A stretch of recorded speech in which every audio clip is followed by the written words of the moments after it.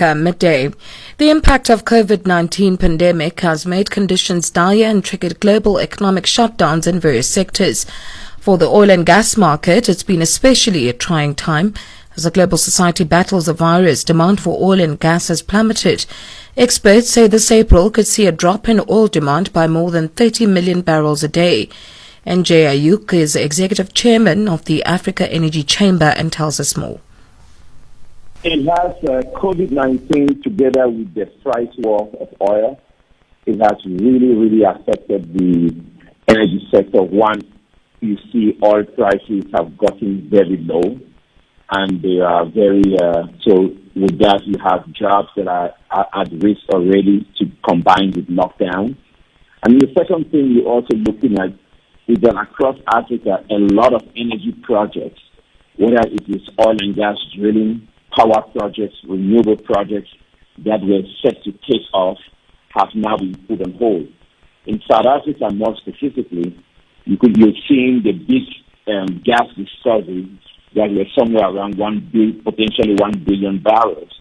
With Total, there are being questions of whether they would proceed with the final investment decision. So when you look at that, Africa is more hit when the developed countries are facing this recession because of the COVID-19.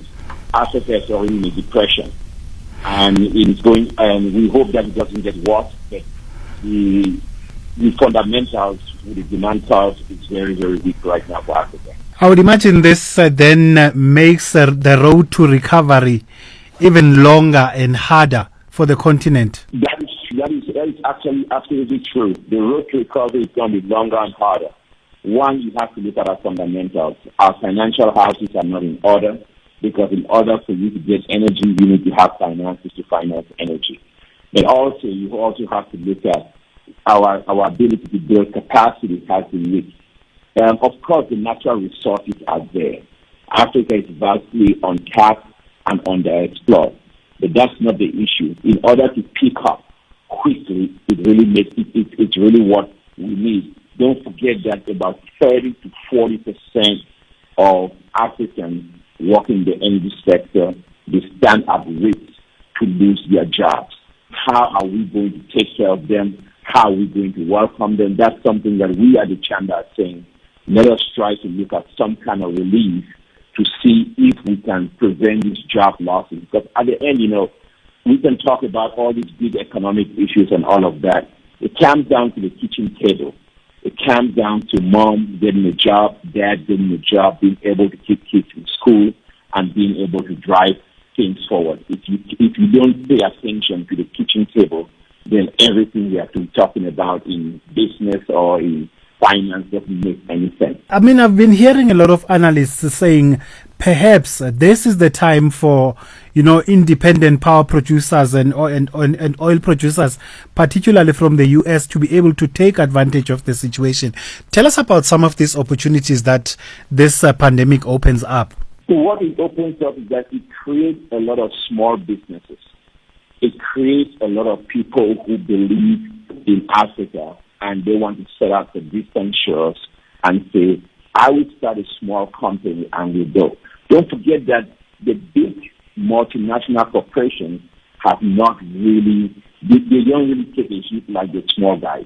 But now there'll be a lot of opportunities being open. Look at Mozambique. ExxonMobil postponed almost a $30 billion worth of projects. So a lot of small projects will happen. A lot of, for example, power producers. You don't need to have $300 million to do a power project. You can do something with $5 or $10 million.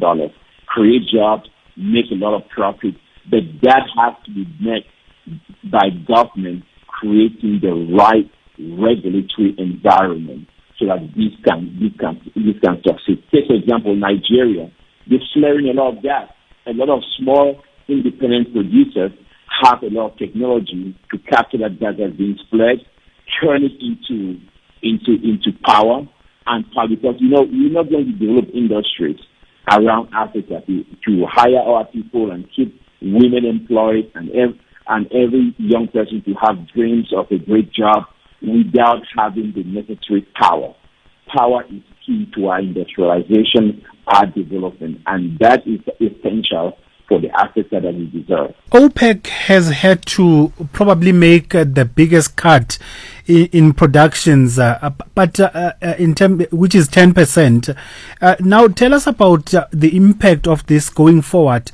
Although in the short term, it looks like there is a benefit, particularly to the consumers, because now they are seeing lower prices at the pumps. But tell us about the long-term implications of the 10% cut. The OPEC cuts were historic. What most people thought was going to be a disaster is turning out to be a bonanza. I think the consumers right now, because of the oil price war, they see very low prices at the pump. But let's face it, I live in Johannesburg. Low price at the pump, who can get out? You can't benefit from that. So it doesn't bring any benefit to you. The second thing you have to also think about is with the OPEC cut, it is to deal with the demand issues that you not have enough demand coming from places like China. And so what will happen in the long term is that it will help in the resurgence of the energy industry and energy projects, because we have a lot to benefit out of the gas coming out of Mozambique here in South Africa. That was NJ Ayuk, Executive Chairman of the Africa Energy Chamber, on the line there speaking to Leanda Maume. The Rwanda Africa midday. The impact of COVID-19 pandemic